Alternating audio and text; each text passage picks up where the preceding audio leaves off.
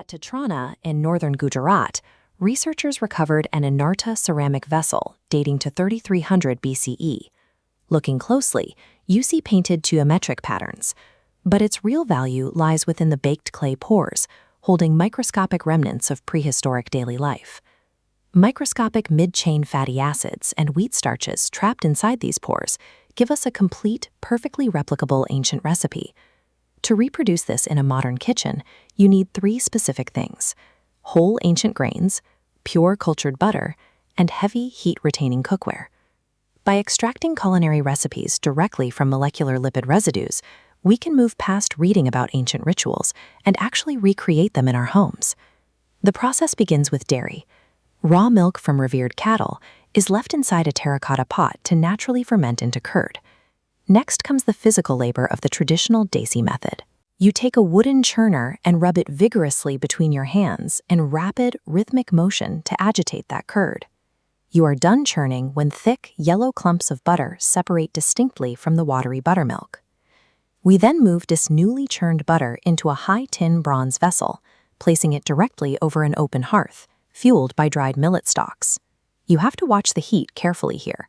Boiling the butter too quickly will permanently burn the delicate milk solids and ruin your fat extraction. The exact moment of clarification success occurs when the moisture completely evaporates. What remains in your vessel is perfectly clear golden grita, or ghee.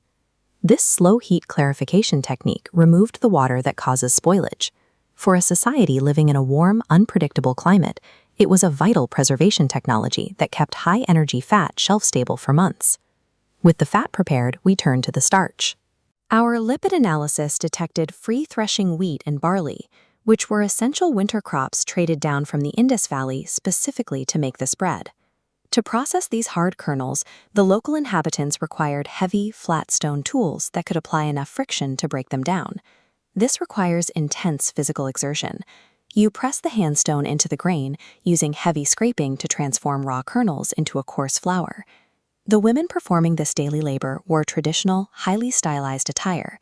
Terracotta figurines show them adorned with multiple tiered necklaces and complex fan-shaped headdresses.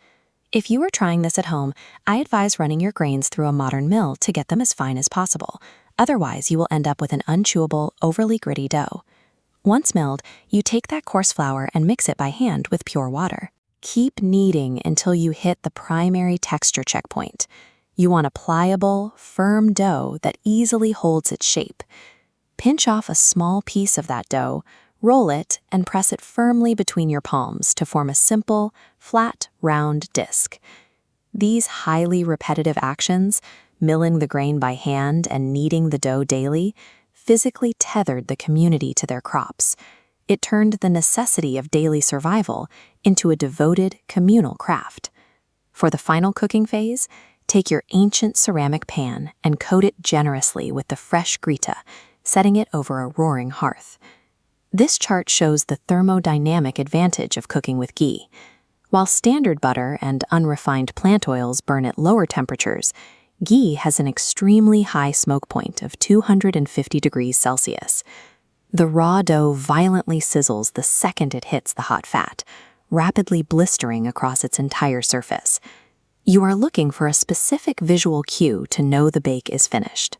When you flip the bread, the crust should be fully blistered, crispy, and golden brown. In the ancient Ayurvedic tradition, food prepared this way is considered sattvic, pure, energy-giving, and capable of promoting a positive, expanded consciousness. When you break open the warm bread, you reveal a dense, chewy crumb that is completely saturated with the rich flavor of the clarified butter. By preparing this grain in the essence of the holy cow, the household turned a daily meal into a religious act.